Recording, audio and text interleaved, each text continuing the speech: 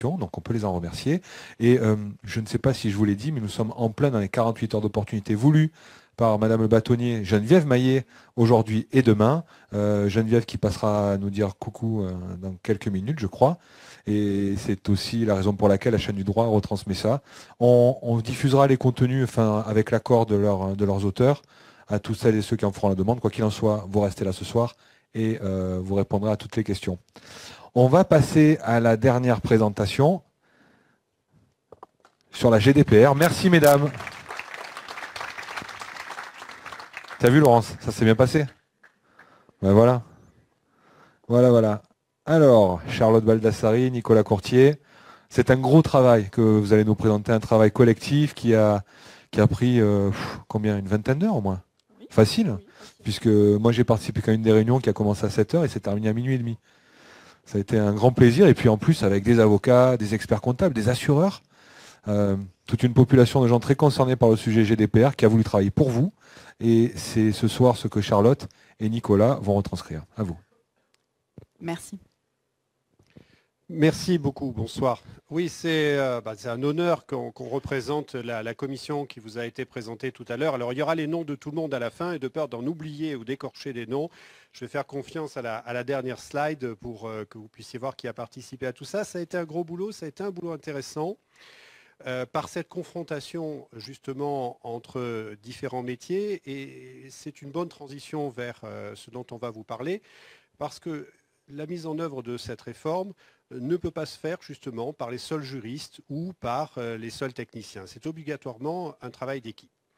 Et à titre d'introduction, ce dont je veux vous parler, c'est que notre objectif, il est très élevé, très prétentieux même. C'est qu'on veut vous donner envie d'appliquer cette réforme et pas vous faire peur ou pas vous dire de toute façon vous êtes coincé, c'est un texte, il faut absolument l'appliquer. On veut vous donner envie d'appliquer cette réforme pour au moins deux raisons. D'abord parce que, alors par la transition avec vous n'êtes peut-être pas tous corrompus, mais par contre vous êtes tous détenteurs de données personnelles. Donc vous êtes déjà concernés en tant que citoyen de l'Union européenne, puisque c'est un texte européen. Et deux phrases à ce sujet-là. Et ensuite, on veut vous convaincre d'avoir envie d'appliquer cette réforme parce que c'est un texte qui peut vous faire gagner de l'argent, pour parler très clairement. C'est un texte qui va vous permettre de reprendre la main sur vos données. C'est un texte qui va vous permettre d'avoir confiance et conscience, j'ai fait ma fourche en anglais, conscience du patrimoine immatériel que vous détenez, et grâce à ça de pouvoir le valoriser. Et l'aboutissement de ce texte, c'est un mot en anglais, c'est d'être compliant, c'est appliquer la compliance. Et ça, vous pourrez en parler, vous pourrez le dire, vous pourrez dire, on a appliqué ce texte, on protège les données des gens avec qui on travaille, on protège les données de nos clients, et du coup, notre travail a encore plus de valeur. Et donc, au départ, c'est à la fois un effort et un investissement, pour lequel vous êtes effectivement obligé de faire appel aux divers professionnels qui se sont regroupés dans le groupe de travail auquel on a participé tous les deux et qu'on vous présentera tout à l'heure. Mais à la sortie, c'est quelque chose qui va pouvoir vous servir. Et donc, en deux phrases, pourquoi ce texte? Pourquoi ce texte? Parce que, pour reprendre la phrase de Mme Falque-Perrotin, qui est la présidente de la CNIL, on est entré dans la datification du monde. C'est-à-dire qu'aujourd'hui, tout passe par des datas, tout est concerné par les datas. Et toutes vos entreprises détiennent de plus en plus de données et vos propres données sont détenues par de plus en plus d'entreprises. Alors c'est poser la question, en Europe, qu'est-ce qu'on fait? On subit la vague, et vous savez très bien que la vague, elle ne vient pas de chez nous. La vague, elle vient des GAFA, la vague, elle vient de l'autre côté de l'Atlantique. Ou bien on essaye de s'organiser à une échelle où on peut répondre à tout ça. Et ce n'est pas au niveau d'un pays ou d'un autre pays de l'Union européenne qu'on peut répondre à tout ça. On peut répondre à tout ça par une réponse européenne, et il y a eu ce texte. Alors, il y a un film sur ce texte, pour ceux qui sont intéressés, qui est passé sur Arte, qui est sur YouTube maintenant. On voit bien comment il a été fait.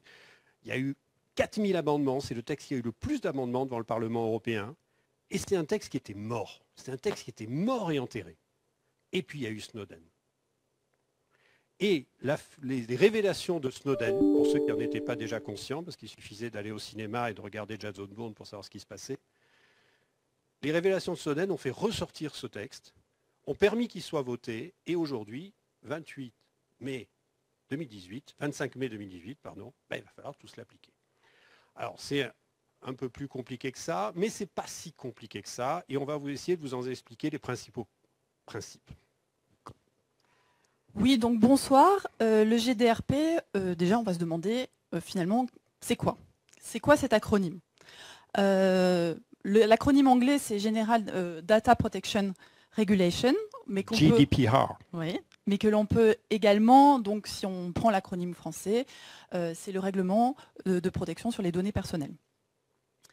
Alors, comme l'a expliqué Nicolas, effectivement, l'idée c'était d'adopter un texte, un nouveau règlement sur les données personnelles, dans lequel, en fait, l'idée c'était vraiment que les personnes concernées, donc nous tous, reprenons le contrôle des données qui nous concernent. Donc c'est vraiment de rendre aux citoyens le contrôle de leurs données et de créer un niveau élevé et uniforme de protection des données à travers l'ensemble de l'Union européenne. Je précise qu'il s'agit d'un règlement, donc ne vous attendez pas à avoir des débats houleux devant l'Assemblée nationale et le Sénat. Il n'y aura pas de transposition en droit national. C'est vraiment un texte qui va s'appliquer de façon automatique le 25 mai 2018 dans l'ensemble des 28 pays de l'Union européenne. Sans contradiction, il y aura peut-être une loi, en tout cas c'est ce que souhaite la CNIL, parce que le règlement ne couvre pas exactement la même surface que la loi existante, qui est la loi de 78 qui a été revue sur la base de la directive de 95.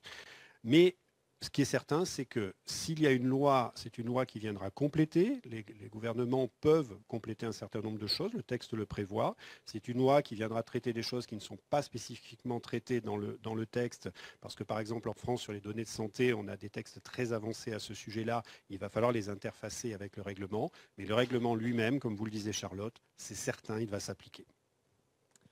Alors, le cadre général que l'on peut présenter, donc je viens de le dire, il va s'appliquer dans l'ensemble des États membres. Il va s'appliquer au traitement de données à caractère personnel. On va voir après dans le slide suivant, enfin le slide qui suit, un certain nombre de définitions qui vont vous permettre de mieux comprendre les grands principes de ce texte. En pratique, il faut savoir que le droit européen donc, de ce texte s'appliquera à chaque fois qu'un résident européen sera directement ou indirectement visé par un traitement de données. Et dans ces grandes lignes, mais là aussi on va revenir sur ce point-là, le règlement étend aux sous-traitants une large partie des responsabilités avec des notions de co-responsabilité que l'on n'avait pas dans la loi informatique et liberté jusqu'à présent. L'ambition de l'Europe, c'est vraiment d'imposer sa vision de la liberté, sa vision de la protection des droits des citoyens au monde entier. Donc c'est un challenge qui est énorme, on n'est pas du tout certain qu'ils vont y arriver. Mais ce qu'il faut comprendre aussi sur ce règlement, c'est qu'il ne vient pas de nulle part. Ce règlement, c'est l'application de la Convention européenne des droits de l'homme.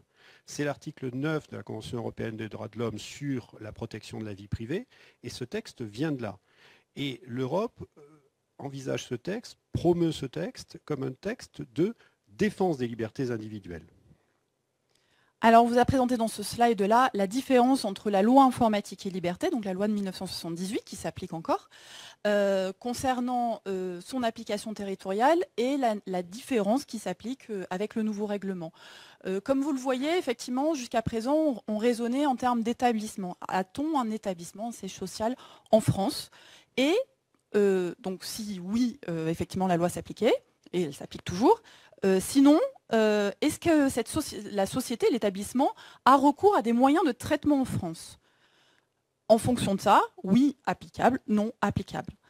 La différence aujourd'hui avec le nouveau règlement, c'est qu'on va raisonner au niveau de l'établissement dans l'ensemble des pays de l'Union européenne, avec l'idée que même si l'établissement n'est pas forcément dans l'Union européenne, s'il offre des biens et des services ou des profilages concernant des citoyens se trouvant sur le territoire de l'Union européenne, le texte sera effectivement également applicable. Donc il y a une application beaucoup plus large qu'elle ne l'était jusqu'à présent, avec des difficultés d'interprétation sur notamment, par exemple, des entreprises américaines qui visaient spécifiquement des citoyens européens et qui n'étaient pas forcément couverts par le texte.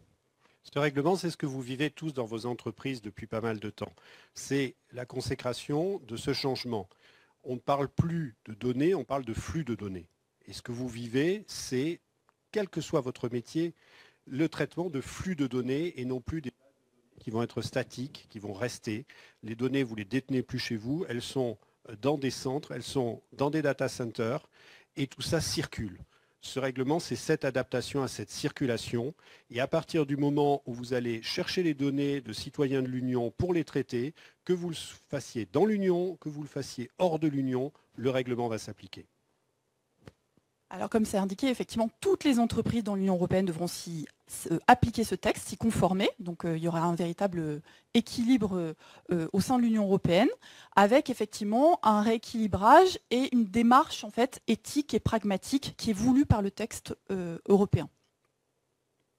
Alors on a essayé de vous synthétiser en fait les points positifs et les points négatifs, parce que bien sûr dans tout texte réglementaire, il y a des points négatifs, effectivement, vous l'avez déjà appréhendé, et Nicolas en a parlé, c'est qu'il va falloir mettre en place un certain nombre de process en interne pour se mettre en conformité, donc ça va faire, effectivement, c'est un coût, mais qu'on considère, nous, aussi comme un investissement.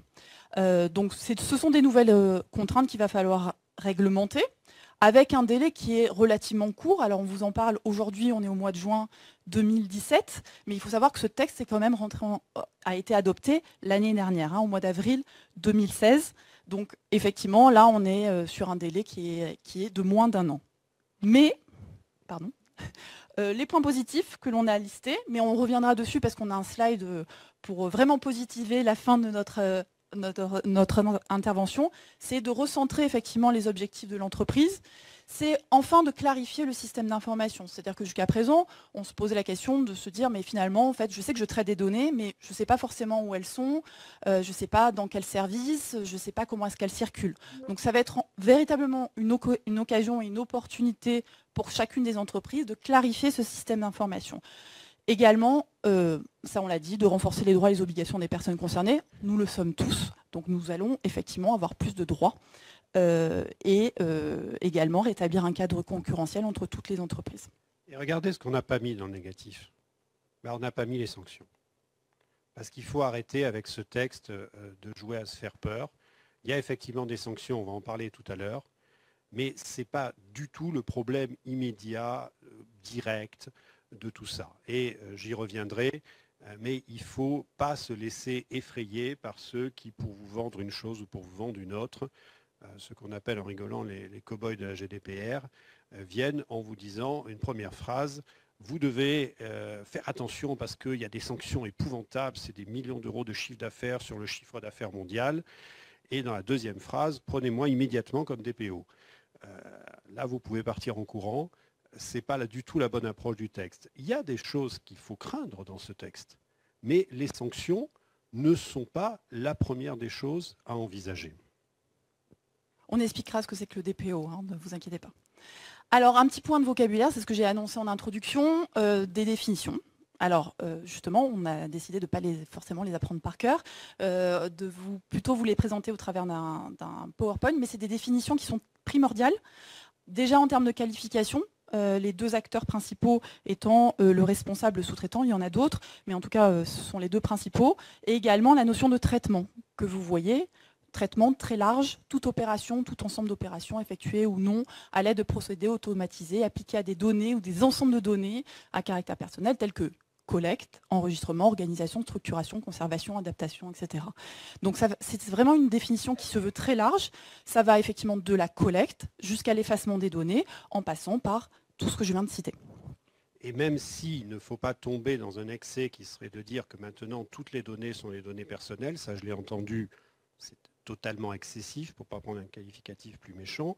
Mais par contre, effectivement, c'est une notion large, c'est une notion attractive. Et toutes les données qui peuvent permettre d'identifier une personne, qui peuvent être raccrochées à une personne, vont être considérées comme des données personnelles. Et je pense que vous avez plus ou moins dû tous entendre parler des décisions de justice récentes disant qu'une adresse IP va être une donnée personnelle, même si ce n'est pas une IP fixe. Et ça, c'est vraiment l'exemple de quelque chose qui montre que c'est une version très large des données personnelles. Pour autant, il y a aussi un effet de frontière. Et ça va être une des choses les plus importantes à gérer dans ce règlement, parce que toute règle, toute définition crée une frontière, et il y a des données qui seront des données personnelles, des données qui ne seront pas des données personnelles, avec des régimes juridiques qui sont très différents, puisque pour là, on a un régime juridique très précis à travers le règlement, Et pour les autres, on a un régime juridique qu'on ne connaît pas encore, puisque l'Europe est en train d'y travailler, comme d'ailleurs tu as commencé à le dire tout à l'heure. Alors donc, juste pour terminer sur le point de la définition sur les données personnelles, donc elle est définie par le règlement, elle l'était aussi par la loi informatique et liberté. Donc effectivement, c'est toutes sortes de données. Là, c'est pareil, hein, c'est pas du tout exhaustif. Ça va du nom, prénom, adresse mail, date de naissance. Ça peut être aussi une donnée de santé. Précisant qu'une donnée de santé, c'est pas forcément une maladie grave. Hein. Il a été jugé qu'une fracture au genou était une donnée de santé. Donc on ne l'a pas mis dans notre slide, mais c'est une donnée dite sensible et on verra qu'il y a un traitement particulier pour les données sensibles. Donc c'est vraiment des données qui sont très très larges. Deux notions également importantes, c'est la notion de responsable, c'est celui qui va définir la finalité du traitement, qui le distingue du sous-traitant, qui est la personne qui va en fait exécuter, qui ne définit pas le traitement, qui va exécuter pour le compte du responsable. J'ai par exemple un service de téléphonie à distance. Ce service de téléphonie à qui je vais effectivement demander de prendre mes appels ou de mener une enquête par exemple, aura sans doute, sauf effectivement dans la pratique s'il agit et qu'il détermine avec moi un certain nombre de finalités, mais sinon il aura la qualification de sous-traitant. Et puis trois quarts d'heure, c'était trop court, on n'a pas pu tout mettre, mais il y a aussi d'autres notions, comme par exemple la notion de co-traitant. On ne peut pas rentrer dans tous les détails, mais il y a toute une liste au début du règlement de définitions de notions qui sont ensuite traitées dans le texte. Et il y a vraiment dans ce règlement énormément tous les acteurs et toutes les actions qui tournent autour des données personnelles qui sont assez précisément déterminées par le texte et qui vont être précisées par des années de jurisprudence. Alors, les principales nouveautés du règlement, maintenant qu'on s'est mis d'accord sur les définitions, qu'on a expliqué l'avènement de ce texte, on va envisager les principales nouveautés qu'on vous a résumées. Ce que ne vous a pas dit Nicolas, pour ne pas vous effrayer, c'est que c'est un texte quand même qui fait 200 pages avec, je crois, 99 articles. Donc on a essayé de vous faire la synthèse la plus... C'est surtout les considérants au début qui sont assez voilà, lourds. Exactement. Donc on a synthétisé les principales nouveautés, il y en a 9. On va les voir les unes après les autres. La première, c'est une bonne nouvelle, je pense, pour beaucoup de sociétés qui aujourd'hui se posaient la question de « j'ai fait ma déclaration, j'ai fait ma déclaration il y a quelques années, depuis j'ai changé de siège social ou j'ai fait telle ou telle modification, est-ce que ma déclaration est à jour ? Est-ce que je rentre dans le cadre d'une norme simplifiée numéro 48 ou est-ce que je dois faire par exemple une déclaration normale ?» C'était le genre de questions que vous pouviez vous poser et la bonne nouvelle, c'est que les déclarations vont être supprimées. Et ça, c'est une nouvelle générale, c'est-à-dire qu'il faut comprendre que ce texte, c'est un texte qui a été discuté au Parlement européen, qui a voulu arriver à un équilibre. Alors, effectivement, il y avait M. Albrecht qui était le rapporteur, qui était lui vraiment une personne très en pointe sur la défense des libertés individuelles et la protection des données personnelles. Mais il y avait, sans connotation péjorative, parce que c'est comme ça que le Parlement européen fonctionne, des lobbies en face, qui étaient les lobbies industriels et des entreprises. Et ils sont arrivés à un texte qu'ils revendiquent, on verra à l'usage. Moi, il n'y a que l'usage qui m'intéresse. Mais en tout cas, ce qui est revendiqué par les institutions européennes, c'est que ce soit un texte qui soit pro-business. Et là, c'est un des exemples. Alors, je vais prendre un exemple un peu aberrant, mais pour les petites entreprises et pour les entreprises qui ne font pas des traitements importants, pour celles, vous allez voir tout à l'heure, qui n'auront pas l'obligation de tenir un registre, pour celles qui n'auront pas l'obligation d'avoir un DPO, le bon exemple, c'est celui du sparadrap. Alors, pas celui du capitaine Haddock qui revient sans arrêt sur le doigt, celui qui fait un peu mal quand on l'enlève, mais après on est content parce qu'on a cicatrisé dessous et on n'a plus mal. Oui, effectivement, il va falloir se mettre en conformité au règlement, se poser la question, quelle que soit l'entreprise. Mais une fois qu'on l'aura fait, on ira mieux, et on ira mieux pour de nombreuses années. En ce qui concerne l'allègement des obligations, il y a également la consultation de la CNIL pour les traitements les plus sensibles qui sont soumis à une analyse d'impact. On va voir après ce dont il s'agit.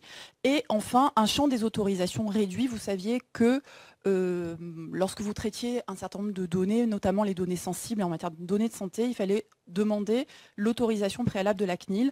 Le champ des autorisations est aujourd'hui réduit. En ce qui concerne le responsable et le sous-traitant, dans leur rapport, il va falloir effectivement adapter des clauses contractuelles type de sous-traitance. Comme je vous le disais, effectivement, le responsable, c'est celui qui définit la finalité du traitement.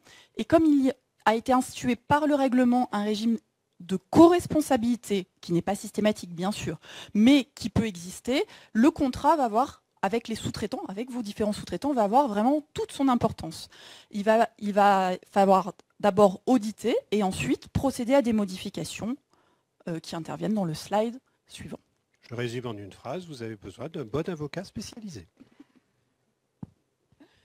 Alors, qu'est-ce que doit contenir une clause contractuelle? On vous a mis des exemples. Alors, on ne les a pas rédigés comme des clauses, mais en tout cas, vous voyez, elles concernent l'obligation de destruction, le rappel du secret professionnel, les obligations de sécurité et de confidentialité, parce que ce que je n'ai pas précisé, c'est qu'effectivement, en qualité de sous-traitant, votre obligation principale, c'est d'assurer la sécurité et la confidentialité des données. Donc, on va rappeler ces obligations dans le contrat, ne prendre aucune copie à l'exception de celles nécessaires à l'exécution du contrat, etc.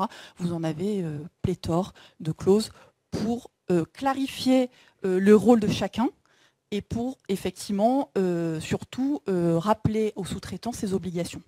Ça sera la fonction classique d'un contrat, on prendra peut-être les questions à la fin. Ce sera la question classique d'un contrat qui est effectivement de constater un accord de volonté, mais d'être ensuite le mode d'emploi de cette relation.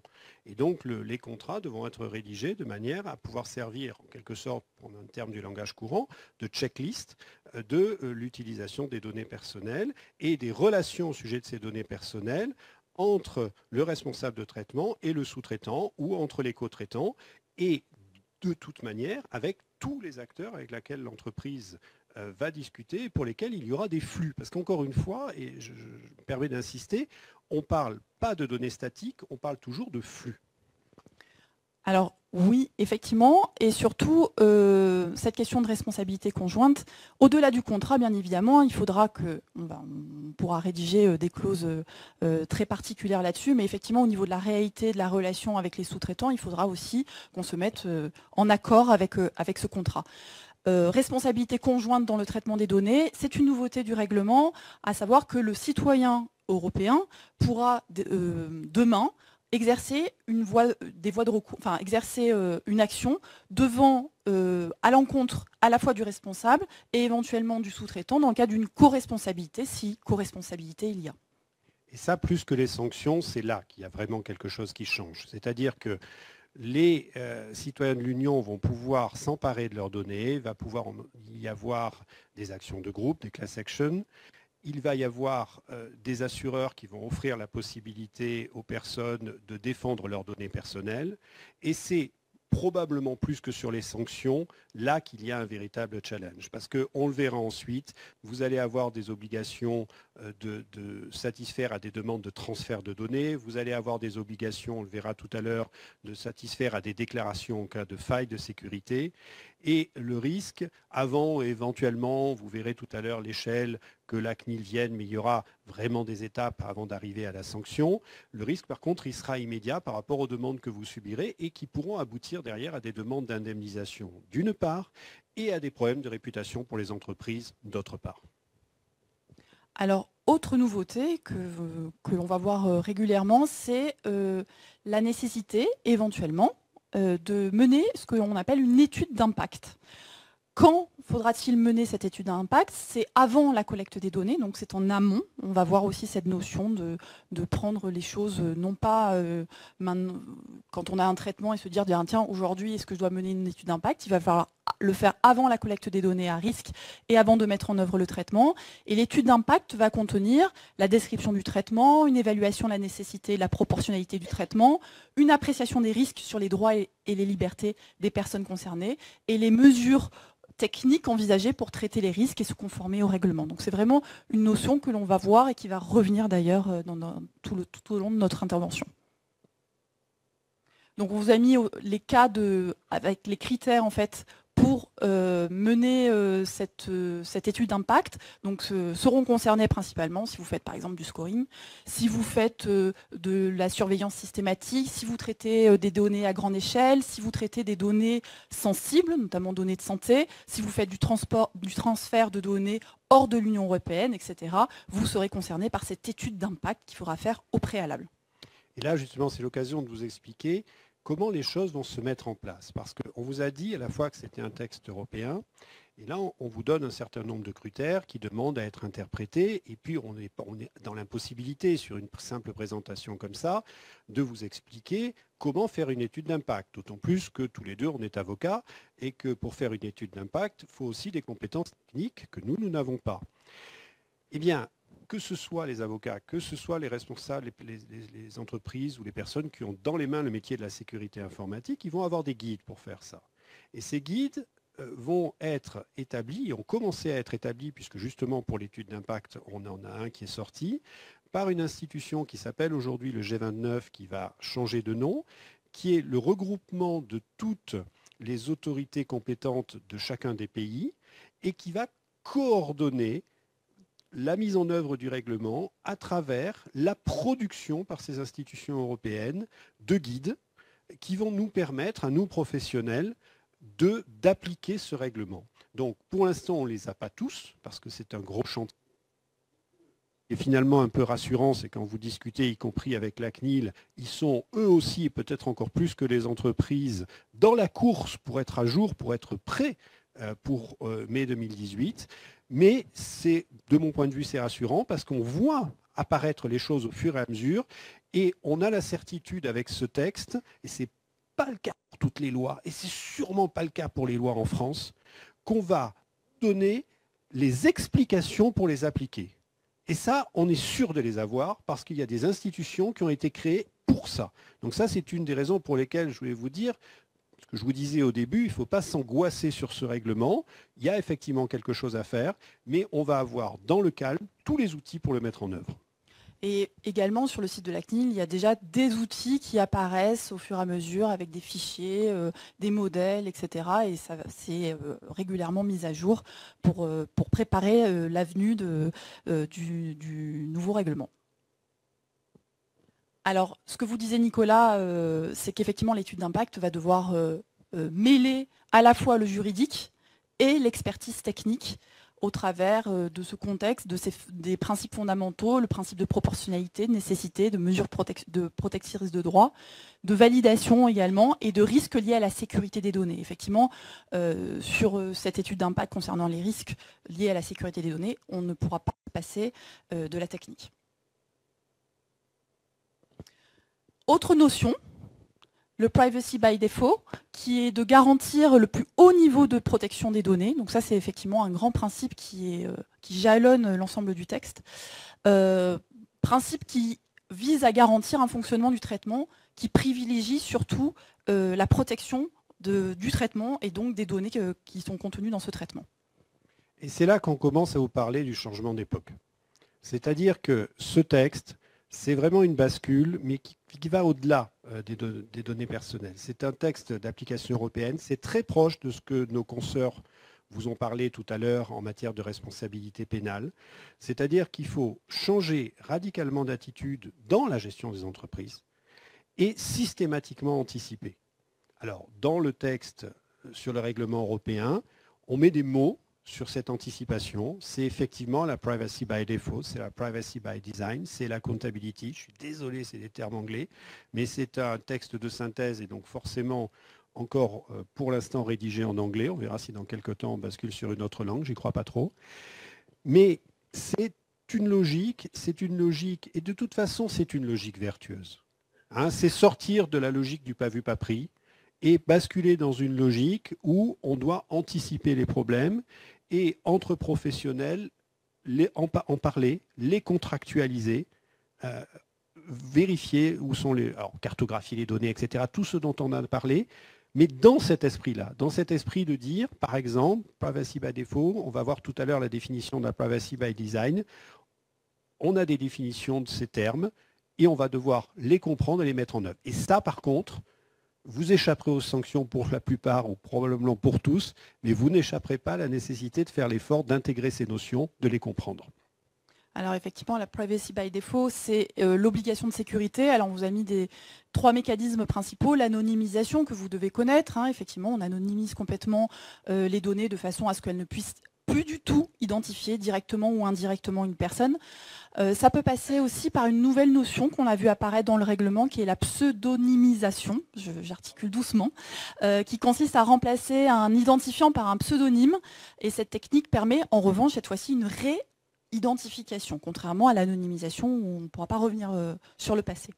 Le chiffrement également, ou cryptage, que vous connaissez, qui est un procédé cryptographique qui permet de garantir une confidentialité.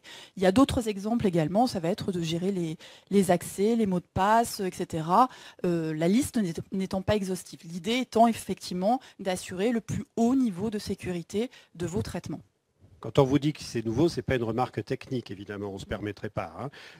Quand on vous dit que c'est nouveau, c'est parce que l'anonymisation existait dans la loi de 78 et dans la directive 95-46, alors que la pseudonymisation n'était pas dans le texte et qu'elle apparaît dans le règlement européen. Autre notion que Nicolas a évoquée juste avant, qui est le privacy by design, qui est intégrer la protection de la vie privée dans la conception des outils technologiques. Et on va le voir, il faut que ça soit le plus en amont possible. On vous a listé les 7 principes fondamentaux. C'est par exemple... Ils ont été définis par nos amis canadiens. Oui, exactement. C'est vrai que c'est une notion qui vient du Canada.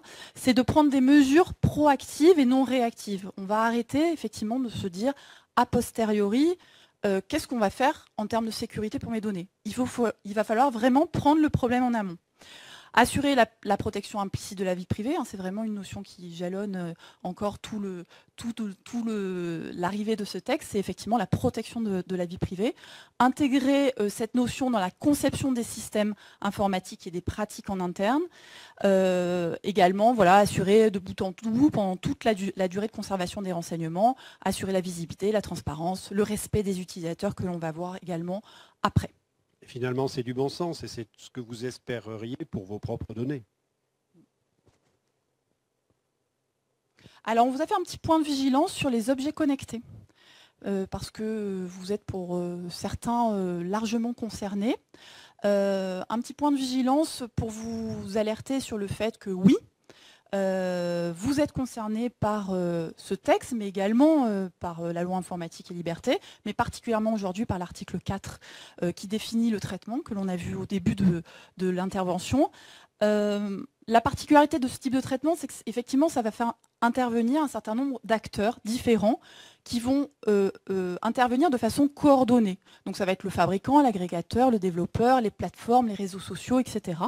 Donc ils agissent tous de concert ou pas, mais en tout cas dans ce type de traitement, et donc ils vont accéder à des données, ils vont les stocker, etc. On vous invite à cet égard à aller lire l'avis du groupe de travail de l'article 29 sur les récentes évolutions relatives à l'Internet des objets, qui définit un certain nombre de critères, et notamment de critères d'applicabilité. Alors, une nouveauté, mais qui n'en était pas, en tout cas, nouveauté dans son champ d'application. On avait effectivement la directive paquet télécom qui concernait un certain nombre de fournisseurs de services qui devaient notifier des violations de données. Demain, donc à l'entrée en vigueur de ce texte, effectivement, si le responsable du traitement fait l'objet d'une violation, d'une fuite de données quelconque, il devra notifier dans un délai très court, qui est un délai de 72 heures, à l'autorité compétente. L'autorité compétente étant a priori la CNIL, je ne pense pas qu'elle change de nom, mais sait-on jamais. Cette notification, il va falloir qu'elle précise les informations qui sont concernées, donc expliquer, en fait les lister, dire ce qui s'est passé, et surtout d'expliquer les conséquences et les mesures, les remèdes que l'on a mis en place pour mettre un terme à cette violation, cette fuite des données. Et la CNIL est en train d'ailleurs de préparer un formulaire en ligne pour procéder à cette notification.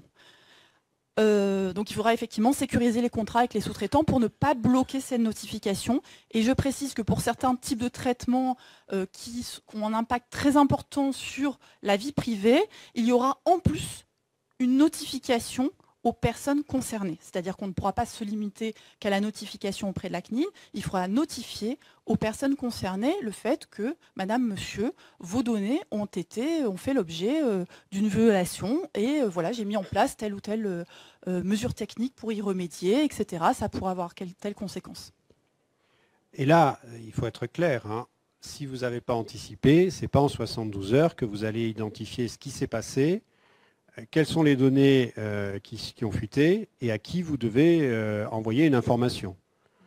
Donc ça veut dire que, après avoir fait la cartographie des données, il faut mettre en place les outils, qui sont des outils techniques, qui sont des outils technologiques, pour pouvoir répondre à cette obligation. Et cette obligation, pourquoi 72 heures? Pourquoi ça? Parce que dès le départ, depuis le début de ces textes, dans les années 70, ils sont assortis d'une obligation de sécurité sur les données, et d'une obligation de sécurité sur les données parce qu'on considère que les données personnelles, encore une fois, ça relève de la vie privée, donc ça relève de la règle la plus supérieure qui est dans notre régime juridique, qui est la Convention européenne des droits de l'homme. Pour autant, notion aussi qui est très importante, ce n'est pas un texte qui est là pour protéger les gens contre eux-mêmes. Donc, ils peuvent faire ce qu'ils veulent avec leurs données. Souvent, ils sont obligés de fournir leurs données, parce qu'à chaque étape du règlement, on vous explique, en revenant aux conditions dans lesquelles vous pouvez collecter des données, qui est une chose qu'on n'a pas pu traiter là en si peu de temps, mais parmi ces conditions, on pense évidemment aux gens qui vont fournir leurs données pour un service ou pour un autre, mais il y a énormément de contrats dans lesquels la fourniture de données, elle est dans le contrat, et puis il y a énormément de circonstances où pour des raisons légales, pour des raisons de sauvegarde de la vie des gens, on va pouvoir s'emparer des données des gens sans avoir à leur demander leur autorisation. Et donc ceux qui vont traiter ces données, et encore plus si ce sont des données sensibles, eh bien ce que leur dit le texte, leur dit on vous confie quelque chose qui est précieux. Et parce que ces données, vos données, les données des citoyens européens, ce sont des choses précieuses, parce qu'on est dans un espace de liberté, oui, vous allez pouvoir les traiter, mais parce que ce sont des choses précieuses, vous allez devoir en prendre soin. Donc vous allez devoir mettre en place les sécurités nécessaires, et si ça échoue, pas obligatoirement de votre faute, hein, on a suffisamment de problématiques de virus et autres, ben, au minimum, vous allez informer ceux qui vous ont confié quelque chose et que vous avez cassé. D'ailleurs, il faut le relier avec l'actualité. Je ne sais pas si vous avez vu dans la presse, que je crois que ça date de la semaine dernière, les données à caractère personnel d'environ 200 millions d'électeurs américains ont été dévoilées sur le net avec des opinions politiques. Pour partie en tout cas. Donc c'est vraiment, si on fait un comparatif avec notre législation, je pense qu'en tant que personne concernée, on est beaucoup mieux lotis. Alors, une nouvelle notion également qui est celle de la portabilité des données. Donc là, c'est vraiment, on le relie avec l'idée que nos données ont une valeur et que quand on a envie de changer de fournisseur, j'ai envie de changer de réseau social, etc., j'aurai demain le droit à ce que mes données, photos, textes, etc., puissent être transportés et arrivent donc chez un nouveau fournisseur que je vais nommer. Donc la personne concernée par le traitement peut les récupérer et les transmettre librement à un autre responsable du traitement. Il va garder véritablement la maîtrise de ces données. Et ça, c'était vital d'avoir cette notion, parce que si on conserve encore l'espoir d'un jour faire monter des opérateurs européens capables de concurrencer les GAFA au moins sur certains des services qu'ils mettent en œuvre, eh bien, si on n'a pas la possibilité de donner aux citoyens européens le pouvoir de récupérer leurs données pour pouvoir changer, ça ne fonctionne pas. Et ça, c'est dans un esprit qui est encore des notions différentes, mais ce sont des outils pour essayer d'introduire dans le marché des données personnelles la protection de la concurrence. Les mineurs également sont concernés. Les mineurs, donc il y a des dispositions spécifiques pour les mineurs de moins de 16 ans qui pourront, donc effectivement c'est une des quelques adaptations qui pourraient être prises en compte par les États membres au terme d'une législation nationale. Donc cet âge pourrait être éventuellement ramené à 13 ans. Le consentement doit être recueilli auprès du titulaire de l'autorité parentale. L'information sur les données doit être rédigée en termes clairs, simples, éclairés, etc. Il faut qu'on soit très didactique et très pédagogique pour que le mineur puisse effectivement qu'on puisse collecter et traiter ces données. Et devenu adulte, le consentement éclairé pourra être retiré par le mineur en question. Mais bon, concrètement, le consentement doit être recueilli auprès du titulaire de l'autorité parentale. On ne sait pas pour l'instant comment ça va devoir être fait. On attend des instructions, on attend un guide, on attend de la jurisprudence pour savoir exactement comment s'y prendre. Ça, c'est clairement une notion sur laquelle, pour l'instant, on est dans le brouillard. Le DPO. Le DPO, c'est le délégué à la protection des données. Alors, on connaissait le SIL. Le DPO va au-delà du SIL. Je dirais c'est un SIL plus plus. Plus plus dans ses fonctions, on va les voir. Il y aura une désignation obligatoire dans tous les organismes publics. Dans les entreprises, ça va dépendre. Effectivement, est-ce qu'elles traitent des données à grande échelle ou est-ce qu'elles traitent à grande échelle des données dites sensibles? Exemple, ce qu'on disait, les données de santé, mais également des données, par exemple l'orientation sexuelle, des opinions politiques, des opinions une appartenance syndicale, etc., etc., l'origine raciale, ethnique, etc., sera concernée par la désignation d'un DPO. Désignation facultative dans les autres cas, même si effectivement le texte, et puis la CNIL va y pousser, ça sera un atout majeur effectivement de désigner un DPO interne ou externe à l'entreprise pour respecter les obligations que l'on vous présente ce soir dans le cadre de cette intervention.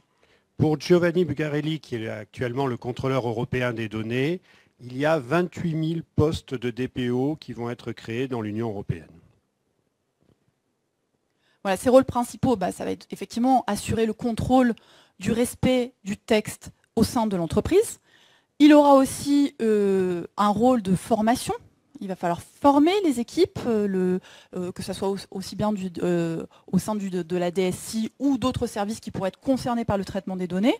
Conseiller l'organisme, par exemple, sur la réalisation. Est-ce qu'il y a lieu ou pas de faire une étude d'impact? Donc c'est lui qui va avoir effectivement ce rôle et coopérer avec l'autorité, c'est-à-dire en fait la CNIL. Et il va falloir l'écouter parce que c'est un nouveau statut, c'est un statut qui est protégé par le règlement. Et lorsqu'il dira quelque chose dans une entreprise, il ne pourra pas être sanctionné pour cela. C'est-à-dire qu'on ne pourra pas virer le DPO lorsque ce sera un DPO interne qui aura été embauché, qui est un salarié, parce qu'il aura donné des instructions qui déplaisent. C'est un poste qui commence à intéresser pas mal de gens parce que c'est un poste dont le règlement prévoit qu'il doit être obligatoirement rattaché à la direction générale et qu'il doit avoir un budget sanctuarisé. Voilà, les exemples de missions d'accompagnement qu'on vous a listés, on peut, je pense, passer dans le détail. Voilà, le rôle du DPO aussi face à celui qui gère les contrats informatiques, qui aura, encore une fois, un rôle de conseil primordial avec des connaissances aussi bien techniques que juridiques. Dernier point qui nous paraissait important, c'est, on l'a dit en introduction, sans essayer de vous effrayer, c'est que les sanctions sont radicalement différentes. C'est vrai que jusqu'à présent, les sanctions infligées par la CNIL, c'est pas qu'elles faisaient rire, mais quasiment. Vous voyez, l'article 83 du nouveau règlement prévoit qu'elles peuvent s'élever de 10 à 20 millions d'euros, selon la catégorie d'infraction quand même, et dans le cas d'une entreprise, de 2 à 4% du chiffre d'affaires mondial du groupe. Et on va retenir le montant le plus élevé en fonction de ce qui est le plus intéressant. Mais donc les sanctions vont être quand même beaucoup plus importantes que ce qu'elles n'étaient jusqu'à présent. Alors, une fois qu'on vous a dit ça, qu'on vous a présenté les 9 principales nouveautés, par où commencer sur le plan opérationnel? On vous a dit déjà beaucoup de choses, mais on va essayer de les reprendre de façon synthétique. Les principales nouveauté, effectivement, ça va être surtout d'identifier les types de traitements que l'on fait. C'est-à-dire, ce que vous a dit Nicolas, c'est cartographier les traitements. Je sais que j'ai des données, mais finalement, qu'est-ce que je collecte au sein de mon entreprise? Où vont mes données? Dans quel service? Qu'est-ce que j'en fais quand elles sortent de l'entreprise, etc., etc. Il va falloir cartographier ces flux de données, et d'ailleurs, c'est un point positif de notre point de vue en tout cas. Et ça, ces études, c'est ce qui va vous permettre de vous caler. C'est-à-dire que le règlement crée des catégories, ceux qui ont un DPO obligatoire, ceux qui ont un registre des traitements obligatoires, ceux qui vont devoir faire des contrats avec leurs sous-traitants tout simplement parce qu'ils ont des sous-traitants. Ce n'est pas non plus le cas de tout le monde, même si avec le cloud, c'est quand même le cas de la plupart des gens. Et donc, c'est en réalisant cette étude que petit à petit, il va apparaître une présentation de l'entreprise qui va faire cette étude et qui va lui permettre de se cadrer par rapport aux obligations du règlement et de savoir, tant que son contexte interne ou son environnement ne se modifie pas, où elle doit se positionner. C'est pour ça que je vous disais tout à l'heure qu'il n'est pas possible, par exemple, de décider, lorsqu'on n'est pas, de décider si on va faire appel, avoir un DPE ou pas, tant qu'on n'a pas fait tout ça. Et des groupes très importants, d'envergure internationale, ont décidé de ne pas avoir un DPO, mais d'avoir une organisation interne totalement différente, avec des responsables par service, un coordinateur, mais qui n'a pas le statut de DPO, c'est-à-dire pas déclaré auprès de l'autorité, parce qu'ils estiment qu'ils n'ont pas l'obligation d'avoir un DPO, mais qu'ils doivent respecter le règlement autrement. Tout ça va se caler, tout ça va se mettre en place avec l'usage. Mais le vrai, pour nous, et quand on en a parlé dans le groupe de travail, le vrai message, c'est qu'il ne faut pas griller les étapes. Il faut faire les choses les unes après les autres, sinon vous n'y arriverez pas. D'où effectivement, prioriser les actions à mener. Il va falloir tenir effectivement un registre des traitements et en vérifier la conformité au règlement. Donc ça va être un gros travail également d'analyse et de tenir en fait et de rédiger en fait ces registres de traitement pour se tenir prêt, parce qu'on va le voir effectivement en cas de contrôle de la CNIL. Alors, il n'est obligatoire que si vous avez plus de 250 salariés ou si vous faites des traitements massifs ou des traitements de données sensibles. Dans les autres cas, il n'est pas obligatoire, mais il va être conseillé. Et puis, il y a toute une offre logicielle qui est en train de se mettre en place, depuis des logiciels destinés aux entreprises du CAC ou aux entreprises qui ont une envergure internationale, jusqu'à des logiciels plus adaptés à des PME et qui vont être des outils, soit des outils pour les DPO.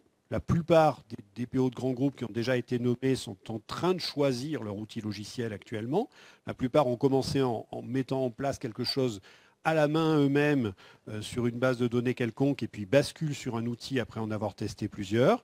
Et il y a toute une offre de logiciels adaptés pour toutes les tailles d'entreprise qui est en train d'apparaître sur le marché et qui va se consolider petit à petit. On vous a mis la liste en fait, des éléments qui devront figurer dans le registre, hein, comme viser les acteurs qui traitent les données, les objectifs poursuivis, etc. Il va falloir également, après avoir identifié au préalable les données, il faut pour chacun d'eux identifier les actions à mener au regard des risques que font peser le traitement sur les données. Donc par exemple, effectivement, s'assurer que seules les données strictement nécessaires à la poursuite sont collectées, identifier la base juridique selon laquelle elles se fondent le traitement, réviser les mentions d'information. Il va y avoir un gros travail sur le plan contractuel, vérifier les mentions d'information, qu'elles soient notamment dans les contrats, les conditions générales d'utilisation, les conditions générales de vente, et ne pas se limiter effectivement à ces clauses qui sont tout petits et se poser la question de cases à cocher spécifiques pour avoir un consentement éclairé de la personne concernée. Il va falloir effectivement, on vous l'a dit précédemment, vérifier que les sous-traitants connaissent leurs nouvelles obligations. Hein, au-delà de ce qu'on va rédiger dans le contrat, il faut qu'elles comprennent véritablement l'enjeu de ce texte. Prévoir les modalités d'exercice des droits des personnes concernées, parce que demain, vous allez avoir effectivement des personnes concernées qui vont vous écrire pour vous dire je voudrais, j'ai un droit d'accès, de rectification, je voudrais, merci monsieur le fournisseur de services de contenu, de transmettre mes données auprès de tel autre fournisseur. Donc d'un point de vue technique, ça ne s'improvise pas, il va falloir le prendre en amont et effectivement prévoir ces modalités dans le détail. Et vérifier effectivement les mesures de sécurité mises en place, on en a parlé précédemment. On me dit dans l'oreillette qu'il faut qu'on accélère. Il y a un point de vigilance particulière concernant les données sensibles. On a défini précédemment ce qu'était une donnée sensible. Effectivement, pour ce type de traitement, il va falloir avoir une vigilance particulière et effectivement l'étude d'impact sera forcément nécessaire dans ce cas. Voilà, là, on va voir rapidement, c'est des exemples effectivement en termes de failles de sécurité, modification des données collectées, changement de prestataire, etc. Il va falloir organiser les processus en interne. Sensibiliser également en interne la remontée d'informations. concernant les données, notamment un plan de formation et de communication auprès de ses collaborateurs. Il va falloir bien sûr les sensibiliser. Hein, c'est bien beau d'appliquer le texte, mais si les collaborateurs ne sont pas sensibilisés à l'importance de ces obligations, la responsabilité qui en dégage et les sanctions éventuelles, ça ne servira à rien. Donc effectivement, il y a une action de formation importante à mener. Et ça, c'est vraiment une des obligations du règlement. C'est dans le texte. C'est-à-dire que le texte dit bien qu'il doit y avoir de la formation des équipes, de la sensibilisation des directions, et c'est le premier travail du DPO quand il est nommé. Et dans des entreprises importantes, dont une qui est très grande près d'ici et qui fait des trucs qui volent, tous les personnels qui sont embauchés ont une rencontre avec l'ancien SIL qui va devenir DPO pour être sensibilisés à ces choses-là. Alors ce sont des entreprises qui sont soumises à d'autres textes qui sont encore plus stricts, tels que la loi de programmation militaire, les données sur les sites sensibles, et donc il y a une sensibilisation globale qui est faite. Mais la sensibilisation à la question des données personnelles doit maintenant faire partie de la formation des personnels. Et donc on l'a dit également précédemment, effectivement les notifications, etc., d'un point de vue technique, il va falloir les préparer. Pour prouver la conformité au règlement, il va falloir constituer et regrouper la documentation nécessaire, mais attention, elle n'est pas statique. C'est bien beau de faire le travail, de se dire, bah, ça y est, j'ai fait mes classeurs, j'ai cartographié l'ensemble de mes traitements, ok. Mais les flux de données, les types de données que l'on collecte et que l'on traite vont évoluer dans le temps. Donc si demain vous avez un contrôle de la CNIL, il va falloir mettre à jour, et on insiste bien sur ce point-là, il va falloir mettre à jour votre documentation de façon à ce qu'elle corresponde à la réalité de votre activité. Donc on vous a mis là la documentation, voilà, documenter la conformité. Je passe rapidement, vous le verrez dans le site que l'on vous transmettra. On termine sur les points positifs. On les a vus au préalable, mais on voulait vraiment insister sur les points positifs et le fait que de notre point de vue, ça restait quand même une opportunité. Une opportunité déjà de structurer ce qu'on a appelé les processus IT, de enfin savoir ce qu'on a chez soi, de pouvoir enfin mettre voilà, ça sera sans doute des classeurs, mais en tout cas d'avoir enfin, de voir enfin de visu les types de traitements que l'on a en interne. Ça va permettre également de valoriser l'actif des données sécurisées, de sécuriser également les cessions d'entreprise. Hein, c'est des questions qui sont de plus en plus importantes lorsque l'on audite une entreprise. Est-ce que vous êtes en conformité, etc., avec des garanties d'actifs et de passifs particulières concernant ces questions. Ça va être également, de notre point de vue, un avantage concurrentiel.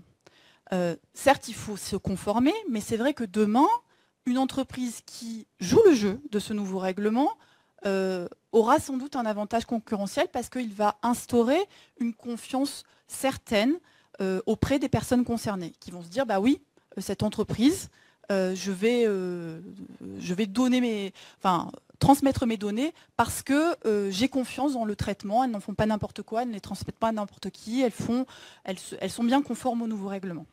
Voilà, et puis par rapport à ce qu'on a dit tout à l'heure, je pense que ça viendrait à l'esprit de personne de mettre sur sa plaquette « Nous ne sommes pas corrompus », tandis que mettre qu'on est compliant pour le règlement européen, qu'on prend soin des données personnelles de ses clients, qu'on respecte toutes ses obligations, ce sera une véritable valeur qu'on pourra mettre en avant.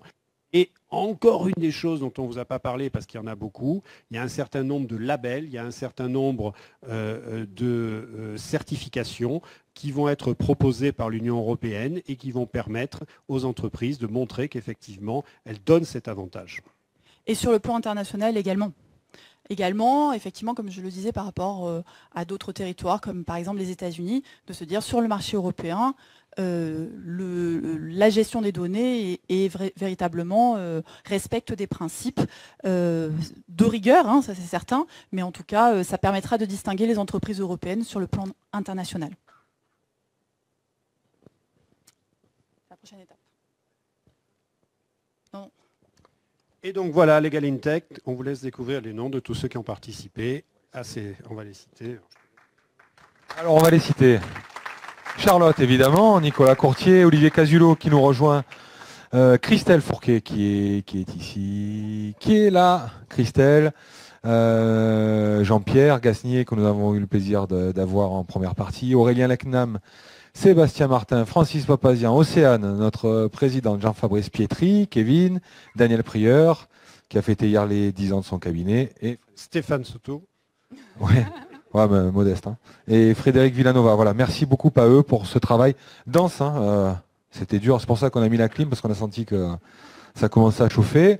Je vous propose, parce qu'il est tard, une ou deux questions max, et on passe ensuite à un cocktail dînatoire bien mérité. Qui a une question? Allez, c'est parti. Alex. Merci. Alors malgré le poids supplémentaire qui pèse sur mes épaules tout à coup, je veux quand même dire que moi je suis fier d'être européen et je trouve que c'est vraiment élégant comme dispositif. Peut-être un peu idéaliste et on est quand même loin de pouvoir appliquer ça en les fêtes, je pense, aujourd'hui, mais enfin, c'est du beau boulot, quoi. C'est pas fini. Ma question, c'est que, pour montrer à quelle distance on est, c'est aujourd'hui, toutes les entreprises, elles font déjà d'entrée de jeu, avant même qu'on sache qu'elles le font, du tracking web. C'est-à-dire moi, quand quelqu'un vient sur mon site, s'il revient la semaine d'après, je sais qu'il est déjà venu la semaine d'avant, qu'il a vu ça, qu'entre les deux, il a téléchargé un livre blanc d'ailleurs qu'on a fait ensemble, qu'il a ensuite reçu un mail, qu'il a cliqué sur tel lien, qu'après il a fait un try et qu'enfin il a signé un contrat avec moi. Je sais tout ça en permanence. Parmi les acteurs qui me permettent de construire ce dispositif, il y a des gens qui sont basés dans des pays exotiques. Et donc ça, c'est la réalité de mon système d'information aujourd'hui. Et donc, malgré l'admiration que j'ai pour ce dispositif, je me dis, comment on va faire? Et à côté, j'ai quoi? J'ai des clients très très gros qui me disent, oh, au fait, qu'est-ce que vous faites dans votre produit pour le GDPR? Et voilà, moi j'ai un peu le... Oui, c'est la notion de sandwich où à la fois vous allez devoir avoir à respecter ça. Ça va évoluer parce qu'on n'a pas pu en parler, parce qu'il y a d'autres textes qui sont en préparation justement. Il y a un texte très important et très très discuté sur la privacy.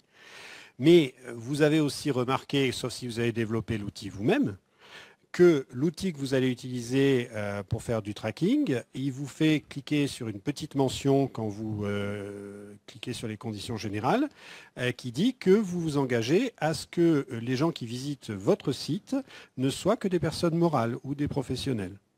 Et ça, sauf si vous avez développé ça par vous-même, vous ne l'avez peut-être pas vu, mais vous l'avez accepté. Et donc, vous êtes alors à la fois respectueux de la législation malgré vous. Si par contre, derrière, vous en profitez pour faire des mailing lists en direction de particuliers, et surtout si c'est en opt-out, vous êtes carrément dans l'illégalité. Il manque... Oui, tu vas rajouter. Non, je précise juste, effectivement, pour cette question de personne morale, on ne l'a pas précisé en introduction, mais ça va de soi. Effectivement, si ça concerne une personne morale, ce n'est pas couvert du tout par le champ, comme ça ne l'était pas par la loi informatique et liberté. Il faut que ce soit des données concernant une personne physique. Je fais juste un aparté, on a complètement oublié de citer là-dedans Franck Recoin, qui n'a pas été ici. Il est là, voilà, très bien, qui a bien participé. Une autre question rapide, réponse rapide. Monsieur Nicolas Bride. Oui, bonsoir. J'ai juste une question sur la définition des volumes en termes de traitement qui vont donner en fait à partir de quelle taille de traitement on va considérer. La grande échelle, c'est ça? Ouais, la grande échelle. Merci. Tribunal correctionnel de Besançon il y a 3 mois, condamnation pour une donnée. Voilà, donc on a une idée des volumes. Encore une question ou deux? Bonsoir.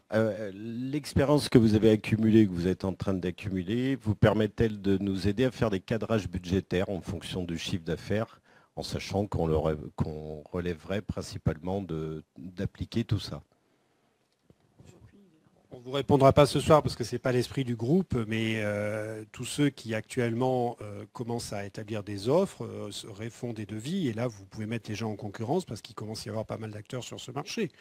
Voilà, donc sur les différentes étapes, étant entendu qu'il y a l'étape de formation, l'étape d'audit, cartographie des données qui peut être parallèle à une étape d'audit, révision des contrats, et après l'offre de DPO. Et effectivement, le marché est en train de se caler, se consolider pour tout ça.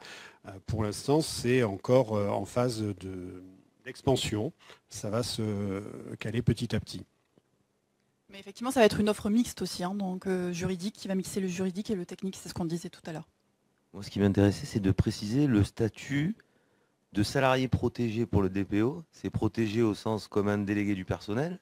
Et, parce que ça m'intéresse, et le truc qui m'a encore plus intéressé, c'est la sanctuarisation du budget. Je suis directeur financier, hein, c'est pour ça que je pose la question. Ah, en termes de sanctions, c'est ça que tu veux dire? Non, mais ça, si vous voulez, le DPO, il est responsable de la mise en œuvre de la accountability. Donc, il y a un certain nombre de critères. D'abord, il faut voir ça par la fin. Le jour où vous allez avoir un contrôle d'une autorité compétente, en France, elle s'appelle la CNIL, le DPO est son interlocuteur. C'est-à-dire que la CNIL n'aura plus besoin de venir s'adresser aux responsables de traitement. Dans un premier temps, sauf si elle a vraiment déjà des soupçons, elle ne va plus procéder comme elle procédait en débarquant à l'improviste, en faisant une descente dans vos disques, etc., avec des experts informatiques. Elle va sur un contrôle, comme on connaît après avec d'autres administrations, ce qu'on appelle un contrôle sur pièce avec d'autres administrations.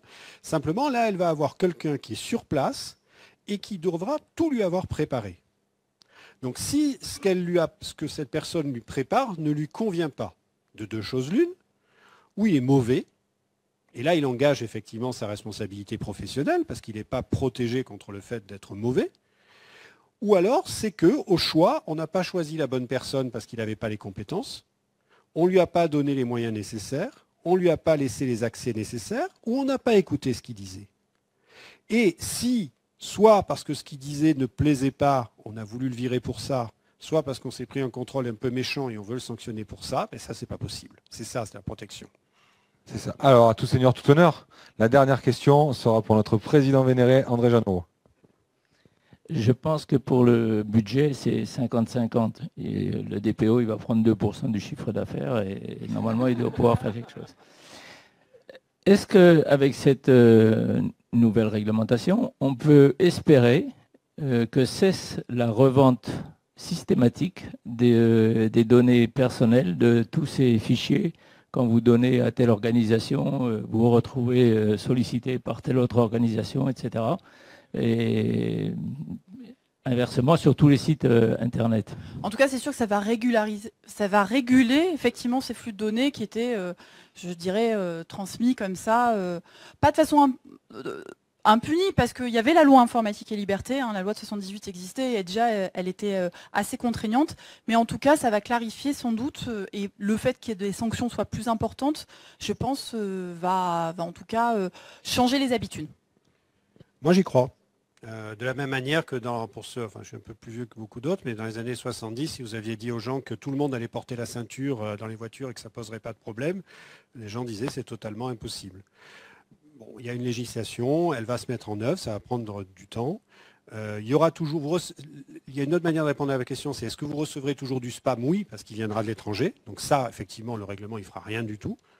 Mais par contre, quand vous confierez vos données, là, vous allez pouvoir être tranquille à partir du moment où vous-même, parce qu'encore une fois, ce n'est pas un texte pour vous défendre contre vous-même. Si vous faites attention, vous avez les moyens de vous protéger. Et on n'en a pas parlé, mais il y a la possibilité, effectivement, que les personnes concernées aient des recours effectifs devant les tribunaux. C'est-à-dire qu'il y aura une notification préalable auprès de la CNIL et ensuite la possibilité de saisir les tribunaux, et aussi bien pour viser le responsable que le sous-traitant. Donc c'est vrai que le risque, je pense, sera mesuré. Très bien. Alors, cette soirée a été dense. Vous avez été très studieux. Je crois qu'on peut applaudir. 2-3 rappels. 12 octobre, prochaine plénière. Si vous voulez prendre des billets, faites-le vite. Si vous voulez un QR code, il est là.